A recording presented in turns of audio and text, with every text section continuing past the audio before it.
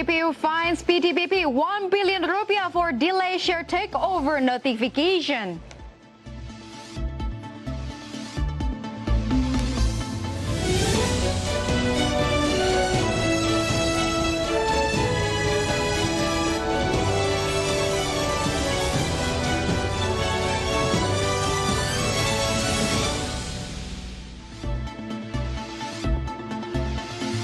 Good afternoon, viewers in Indonesia and Singapore. Market Headlines is ready to provide you a number of information from business, economic, and capital market sectors. With me, Claranta Wijaya, and this is Market Headlines.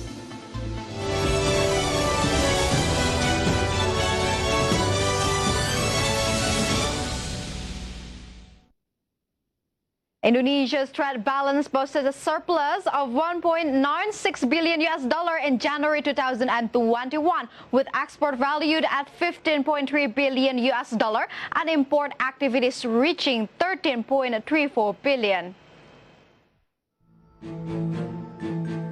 Central Statistics Agency concluded that the trade performance in January 2021 showed positive progress since the number of export activities went up 12.24% and compared to the corresponding period in the previous year.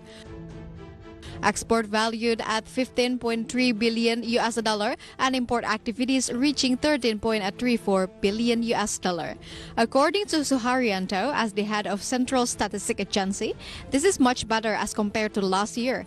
It brings about hope for exports to keep growing in the coming months, that economic recovery can continue in accordance with expectation. Perdagangan Indonesia mengalami surplus sebesar 1,96 miliar US dollar.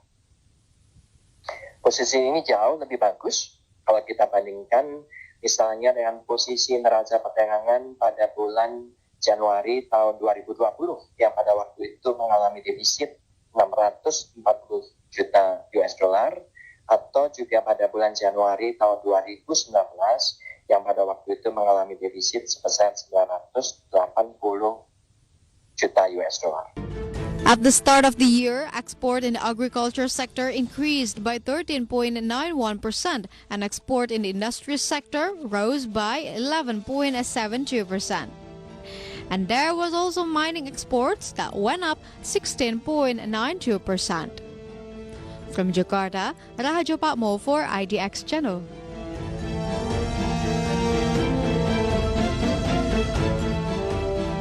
Meanwhile, Economic Observer sees that Indonesia can keep up its export performance under control in 2021 because export destination countries are experiencing economic recovery. But however, good export performance is not aligned with import performance, which is predicted to be slower. Indonesia's trade balance posted a surplus of 1.96 billion US dollar in January 2021, which means export was higher than import. Indonesia's import performance in January 2021 was considered as low. For Economic Observer, Muhammad Faisal said that the low import growth was due to the lack of speed in handling COVID-19 in the country. It made people's purchasing power weak, made lower demand, and knocked off the import performance. Tren surplus itu akan terus berlanjut saya rasa di 2021 ya, karena ekspor akan tumbuh lebih baik dibandingkan dengan impornya. Impor mungkin akan membaik dari waktu ke waktu, tapi relatif lamban ya, sehingga kalau kita melihat gap antara ekspor dan impor masih lebih tinggi ekspor, hanya saja surplusnya atau gapnya ini makin lama makin menipis ya, karena semestinya sejalan dengan perbaikan ekonomi domestik ke depan. And of course, there will be the light in the end of the tunnel. Muhammad Faisal stated that the gap between export and import performance will gradually thin out, along with improvement in handling COVID-19 in the country. Jakarta, Ricky Anwardi for IDX Channel. Of course, it contains euphoria as Indonesia posted surplus in January 2021 means that export is higher than import. However, Statistic Indonesia called on taking account the decline in import value in January 2021 of 6.49%. Statistic Indonesia stated that Indonesia's trade balance posted a surplus of 1.96 billion US dollar in January 2021, with export valued at 15.3 billion US dollar and import activities reaching 13.34 billion US dollar. There was a decline in import value in January 2021 of 6.49% as compared to January 2019. For consumer, auxiliary, and capital goods. This indicates that the movement of import activities has not met the expectation. From all sources, IDX Channel.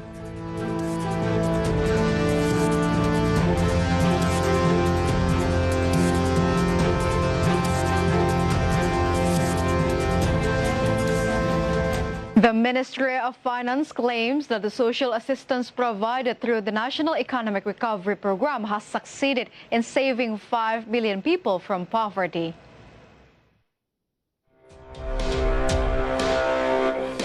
The Ministry of Finance claims the social assistance provided by the government through the National Economic Recovery Program has succeeded in saving 5 million people from poverty. The reason is based on data from the Central Statistics Agency. The poverty rate in September 2020 was still at the level of 10.19%.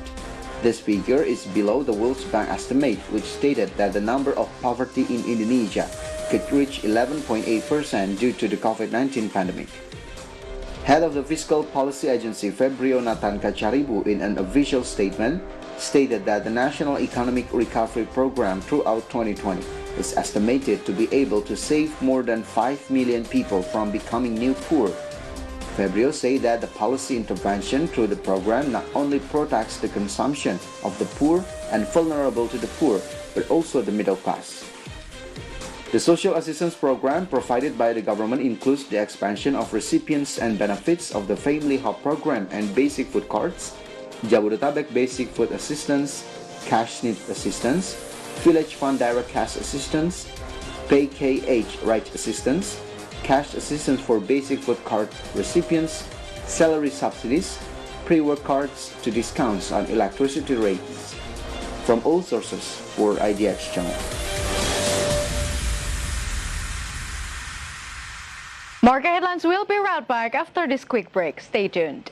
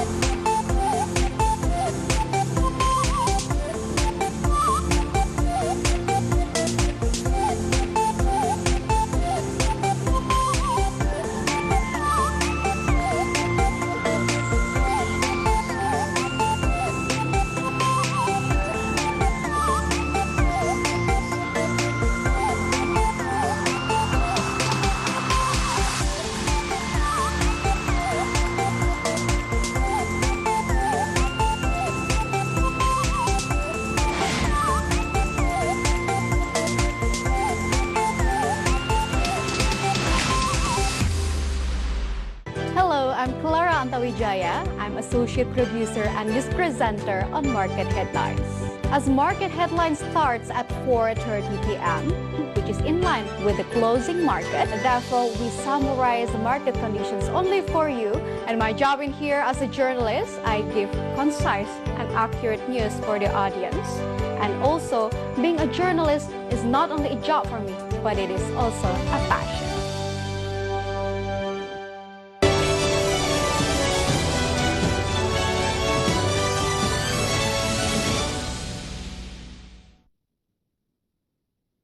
Welcome back to Market Headlines. So, Indonesian Railways Company, or KAI, added 6 stations that provide Genoa C19 task services starting Monday, 15 February 2021.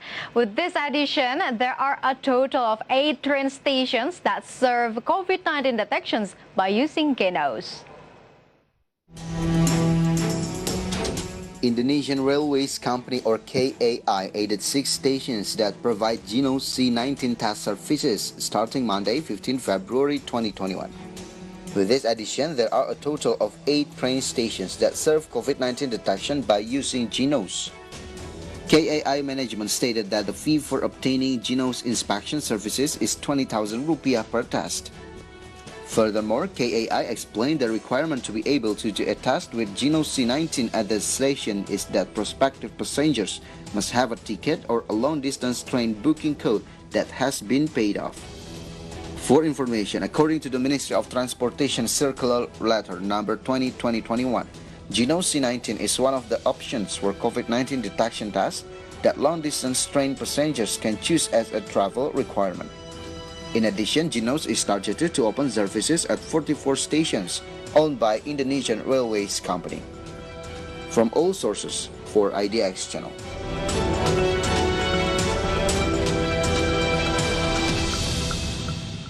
Yes, viewers, as continuous effort to prevent the transmissions of COVID-19 in public transportation, Indonesian Railway Company, or KAI, decided to provide Genoa C19 as an option for COVID-19 task detection. But of course, not all of us already got the detailed information about Genoa C19. So how it works and what's the difference between Genoa and the other task method. So to get the clear information about Genoa, let's take a look at these following infographics. First of all, we can see the profile of Genoa C19. First of all, it is developed by Gadjah Mada University in Central Java, Indonesia. And then, it is a screening tool for COVID-19 infections, and the result comes only in 2 minutes, how fast it is, and has obtained distribution permit from the Ministry of Health. And not only that, it claimed to have a testing accuracy for more than 90%. And regarding how it works, unlike COVID-19 detection test kits such as PCR tests, antibody-based rapid tests, and rapid antigen-based tests, how Genoa works is by identifying the coronavirus by detecting volatile organic compound, or VOC, where VOCs are formed by the presence of COVID-19 infection that comes while out breathing. Meanwhile, related to the development phase, the Genoa C19 development team revealed that the Genoa profiling test used 600 valid data samples at Bayangkara Hospital and COVID-19 Bambang Lipurulo Special Field Hospital in Yogyakarta. And at the same time, the head of Genoa C19 development team, Professor Kuat, ensures that Genoa C19 had received distribution permit from the Ministry of Health. And after obtaining the distribution permit from the Ministry, Genoa will begin mass production. So with the presence of the Genoa, the test service, more and more test methods are available to detect COVID-19. But what are the difference between Genoa and other tests? So let's take a look into the next graphic. I will explain to you about the differences between Genoa C19, rapid test antigens, swab, and the rest. Through your screen, we can see there are so many kinds of COVID-19 testing kit. First of all, that we talk about is about Genozi 19. The output of Genozi analysis is the sensor response of the VOCs that I mentioned before. And then the simple method is by using the multi-layer perceptions and support vector machine. Well, when we talk about a rapid test antigen, this is quite different, not by the breath, but it is from the nasal. And even though it is not 2 minutes as fast as the Genozi 19, it is only requiring for like 15 minutes. And the next one is that the swab PCR. This is the most expensive among of all, but the PCR swab has the highest level of accuracy, but it has to take a lot of time to get the result. And yes, Genozi is an interesting innovation in effort to tackle the COVID-19 pandemic, which has hit the world for almost years. And however, experts still criticize several things. One thing that still needs to be highlighted from Genozi is the timeline. The intended timeline is when is the right method for using Genozi. For example, the antigen test is suggested to be used as the control to control the outbreak. It is because the number of dangerous virus particles will be high when the initial infections occurs. Meanwhile, at Genozi, according to published data, this tool has weaknesses, such as it is not explained when this test should be used and to what kind of volunteers involved in the research. So, can Genozi replace the COVID-19 detection tests such as PCR tests or other tests? H-Man molecular biologist Professor Amin Subandrio assured that the Genozi could not replace the PCR past days, where the swab PCR test is still the gold standard. And even though it still needs improvement, Genozi has been determined to be one of the options of COVID-19 detection tests provided by public transportation providers, especially by Indonesian Railway Company or KAI as condition for passengers. So where are Genozi testing services available? Here it is. We can see it through the next graphic. It is divided into many train stations in Indonesia. You can see it through your screen. There are in Pasar Senen Station in Jakarta, Tugu Yogyakarta Station in Yogyakarta, Solo Balapan Station in Central Java, and also Bandung Station in West Java. It also available in Gambir Station in Jakarta, Surabaya Pasar Turi Station in East Java, and also Cirebon Station in West Java, and Semarang Tawang Station in the Central Java. And the Minister of Transportation, Budi Karya Sumadi, said that Genozi is an effective tool in the current situation. The principle is easy and also cheap, making it important to guard. And moreover, this is a product of domestic innovation, so that it should be supported. Meanwhile, Genozi is targeted to open services at 44 train stations. In addition, Minister Budi also said that there was a possibility that Genozi could be implemented in other facilities, such as offices and airports. But once again, it was emphasized that Genozi is a tool used for screening and has not yet become a diagnostic tool, as stated by the epidemiologist of Gadjah Mada University, Riris Andono Ahmad. The availability of Genozi test service at the train stations, of course, makes it easier for passengers to do tests. But what are the requirements before being able to test with Genozi? More detailed information in the next graphic. Here it is. Through the next graphic, we can see the terms and conditions on using the Genozi 19. First of all, passengers should have a long-distance train ticket. And before doing tests, please do not smoke, eat, or even drink except mineral water. And the third one is that prospective passengers are asked to blow Genozi bag full, and then it will be tasted. And then the test fee using Genozi is only 20,000 rupiah, very cheap compared to the PCR swab and also swab antigen.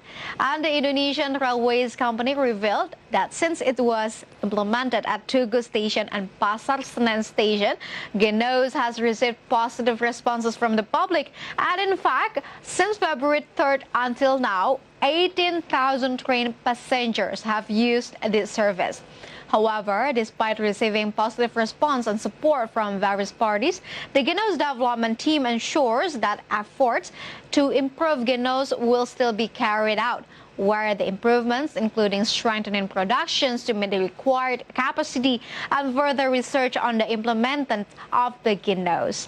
And yes, viewers, hopefully the Genos C19 will continue to be improved, which certainly will have a positive impact to help the government in narrowing the transmissions of COVID-19 and, of course, provide comfort for all, including public transportation users. And stay with us because market headlines will be right back after this quick break.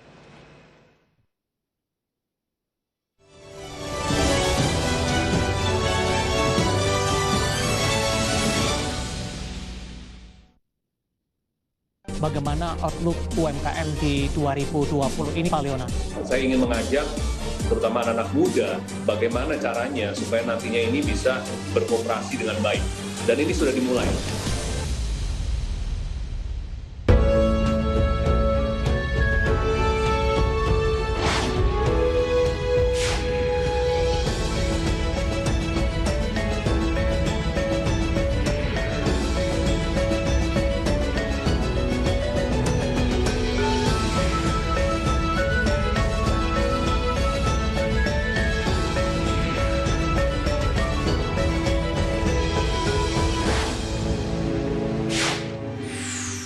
Kementerian Pariwisata dan Ekonomi Kreatif telah menyiapkan 3 program yang menjadi langkah awal untuk membangkitkan pariwisata di tahun 2021. Pemerintah menegaskan bahwa di awal tahun 2021 ini tetap fokus pada aspek kesehatan masyarakat. Kita melihat bahwa tren positif itu terjadi karena pertumbuhan kuartal ke kuartal itu sudah di 5,05%. Pemerintah memastikan akan mengubah bantuan sosial di wilayah Jabodetabek dari skema bantuan sembako menjadi bantuan langsung tunai.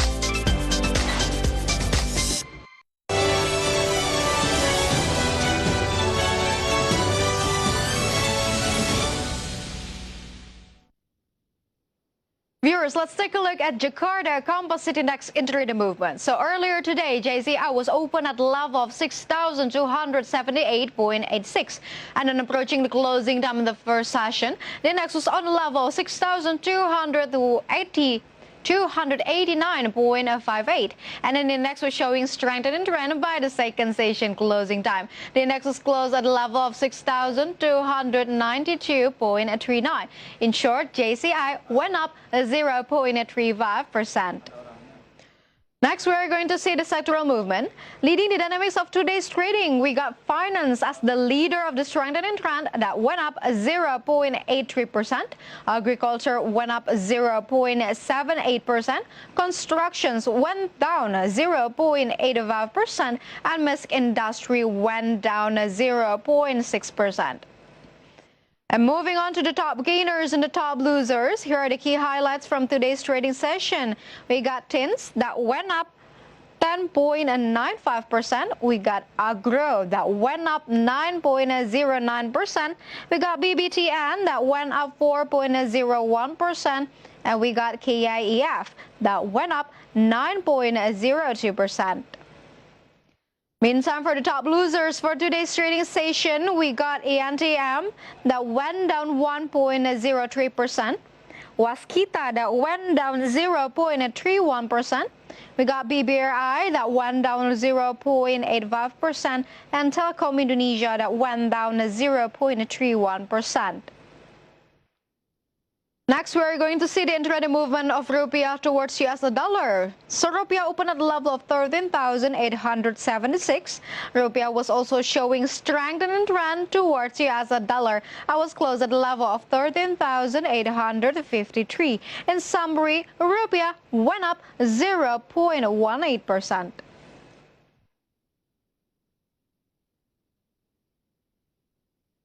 Indonesian Business Competition Supervisory Commissions, or KPPU, fines PTPP 1 billion rupiah for delay in notifications of a share takeover. However, PTPP denies it and files objection.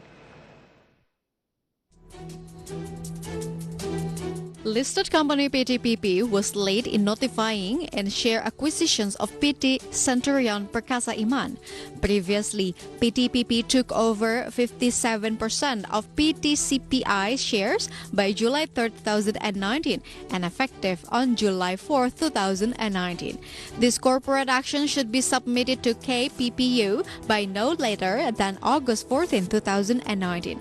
And that's why Indonesian Business Competition Supervisory Commissions, or KPPU, fines PTPP 1 billion rupiah for the delay in notification the share takeover. Even though they understand the decisions made by KPPU, but still, PTPP will still file an objections right. According to the law, corporate can file objections to the district court by no later than 14 days after receiving the decision. From all sources, IDX Channel.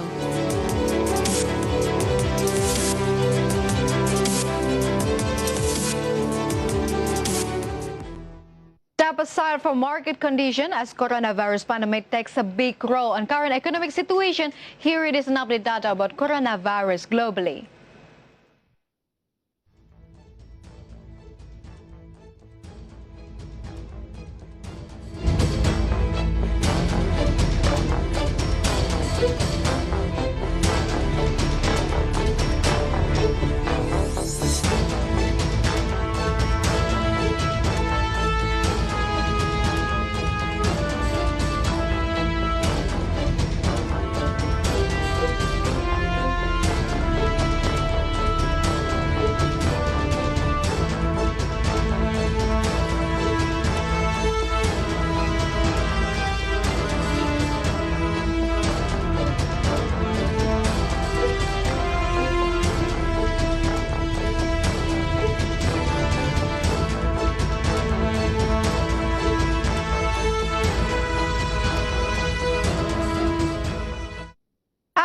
Close of market headlines today. Please enjoy our next program on IDX Channel, your trustworthy economic, business, and capital market channel. I'm Clara Antawijaya. Have a nice evening and stay safe.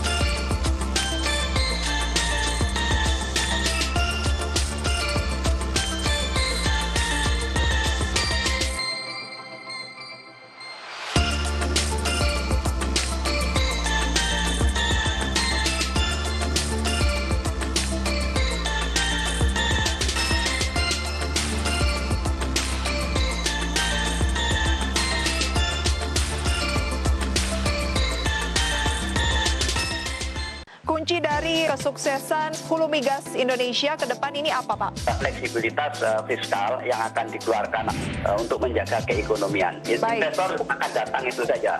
Oke, Pak. Ekonomianya terjamin. Sebetulnya industri hilir itu lokal itu udah siap. Jadi pemerintah juga nggak perlu lagi menarik investor untuk industri hilir. Jadi pemerintah cukup menarik investor untuk industri bahan baku.